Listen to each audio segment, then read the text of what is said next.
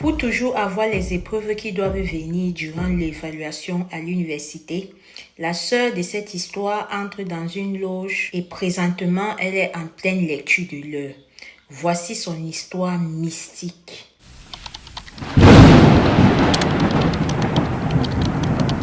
Oui, j'intègre une loge en première année universitaire sans le savoir.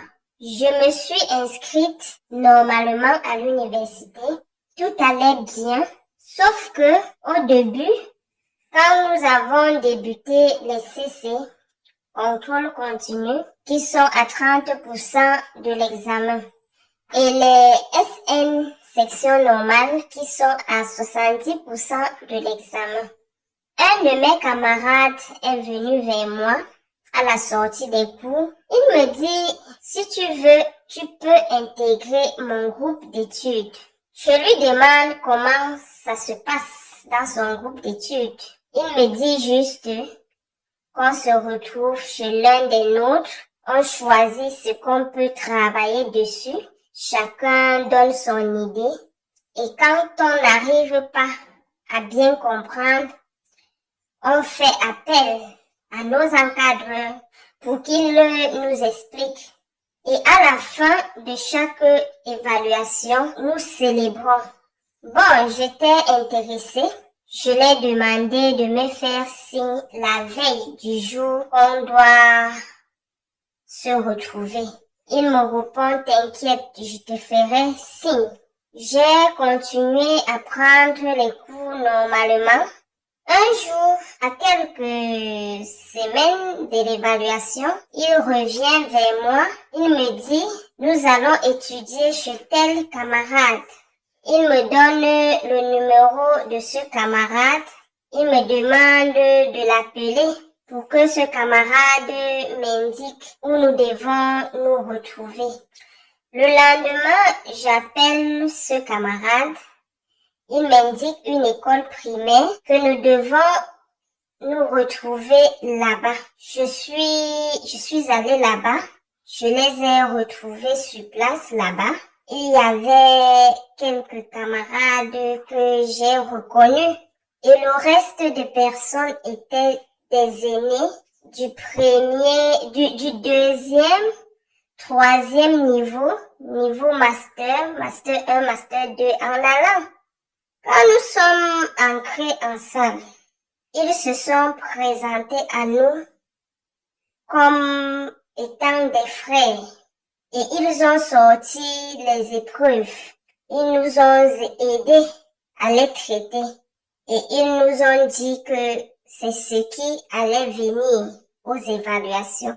Et effectivement, c'est ce qui est venu aux évaluations. Et quand nous avons fini de traiter les épreuves, à la fin, les aînés ont pris mon numéro. Moi aussi, je prenais leur numéro.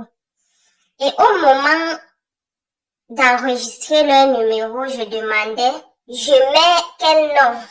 Il me dit, le frère tel. Tous ceux que j'avais pris leur numéro, au moment de mettre les noms, je demandais toujours quel nom est-ce que je devais mettre. Il me disait toujours, enregistre sur le nom le frère tel. Donc, le frère tel revenait. Et c'est comme ça que moi j'enregistrais leur numéro. Une fois rentré chez moi, tout allait bien. Nous avons continué à prendre les cours normalement. Et puis à la fin des évaluations, nous avons tous eu des bonnes notes. Mes camarades et moi, du niveau 1.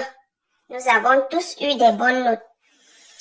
J'étais très contente. Je suis allée vers mon camarade qui m'avait proposé d'intégrer son groupe. Je l'ai remercié. Il m'a dit de rien.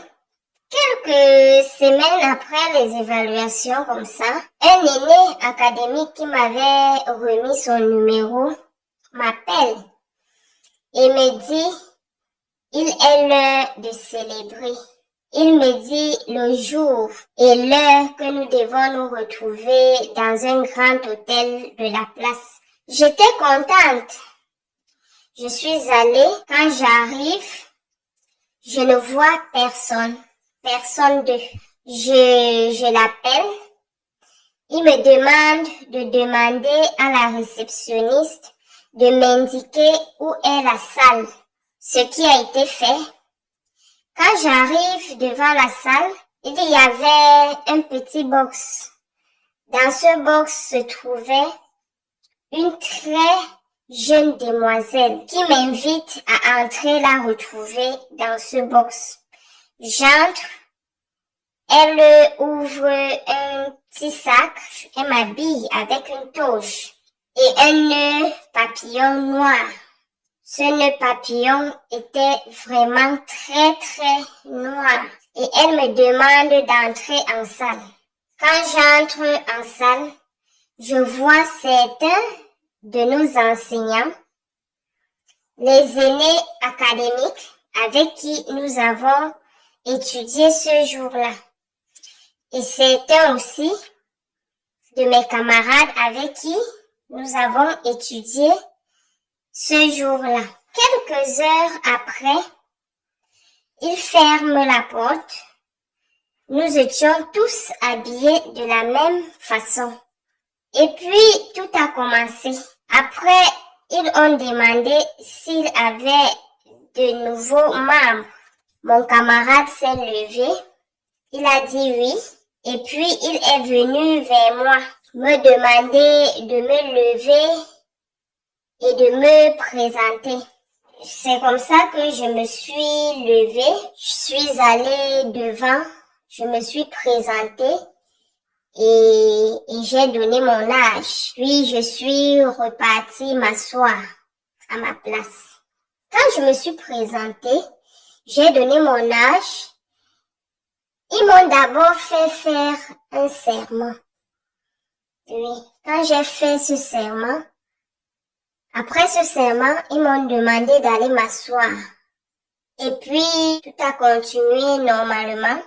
Quand nous avons fini, tous sont venus vers moi, me saluer et me féliciter. En sortant de la salle, chacun remettait sa toge dans son sac, dans un sac. Je suis allée vers la jeune demoiselle qui m'avait habillée avec cette toge, lui remettre. Elle me dit, c'est désormais pour toi. Tu vas la garder. Et à chaque fois qu'il y aura célébration, tu t'habilleras avec cette toge avant d'entrer. C'est chacun qui garde sa part. Elle m'a remis un sac pour que je range ma toge. Et elle m'a dit, allons les retrouver au restaurant. Arrivés au restaurant, ils étaient tous là. Nous avons pris place. Et puis, quelques instants, on nous a servi à manger et à boire. Vers les 2 heures du matin, nous avons fini. Ceux qui étaient véhiculés nous ont demandé à nous qui n'étions pas véhiculés où est-ce que nous habitons. Nous leur avons dit. Et puis, ils nous ont pris pour nous déposer, chacun chez soi. Et puis, c'est comme ça que j'intègre dans cette loge sans le savoir. Et j'y suis jusqu'à présent. Alors, j'ose croire que tu as écouté cette histoire jusqu'à la fin. Vous savez, quand on partage des histoires comme ça, c'est pas pour se moquer de qui que ce soit, c'est pas pour faire genre, mais c'est pour pouvoir attirer l'attention de nos jeunes, pour pouvoir attirer l'attention, voilà, de tout un chacun sur des choses que peut-être vous connaissez déjà ou alors que vous ne connaissez pas. C'est pas tout le monde qui est, si on va dire, qui connaît certaines choses en fait. Donc, ce genre de vidéo, à partir du moment où ça te parle, je t'invite à partager, liker, commenter et à t'abonner si cela n'est pas déjà fait pour me soutenir.